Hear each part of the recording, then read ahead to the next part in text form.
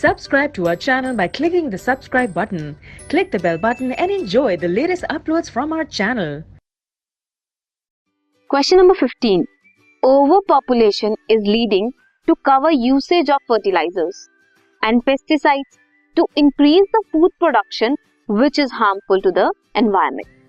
Nowadays, organic farming is increasing to prevent biomagnification of chemicals.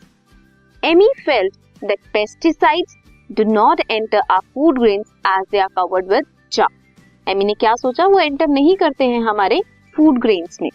His brother Sam disagreed with him.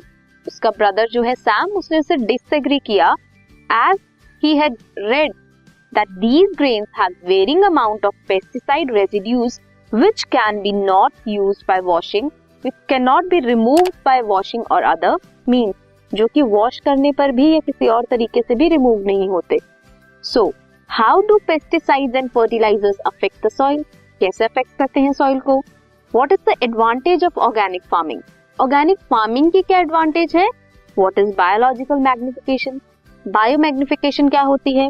With whom do you agree, Amy और Sam? आप किसके statement से agree करते हो, Amy के statement से या फिर सैम के स्टेटमेंट से? सबसे पहले, pesticides and fertilisers non biodegradable हैं, इजीली डिग्रेड नहीं होते, नेचुरली डिग्रेड नहीं होते, जिसकी वजह से वो सॉइल को इफेक्ट करते हैं. ऑर्गेनिक फार्मिंग प्रिवेंट करती है बायोमैग्निफिकेशन के इंक्रीज को. नाउ बायोमैग्निफिकेशन क्या है?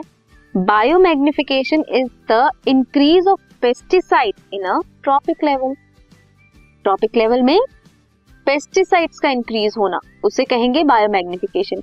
हम एग्री करते हैं सैम के स्टेटमेंट से, जिसने ये कहा कि उन ग्रेन्स में पेस्टिसाइड्स के रेजिड्यूज होते हैं जो कि वॉश करने पर भी या किसी और तरीके से भी रिमूव नहीं होते. This was question number 15.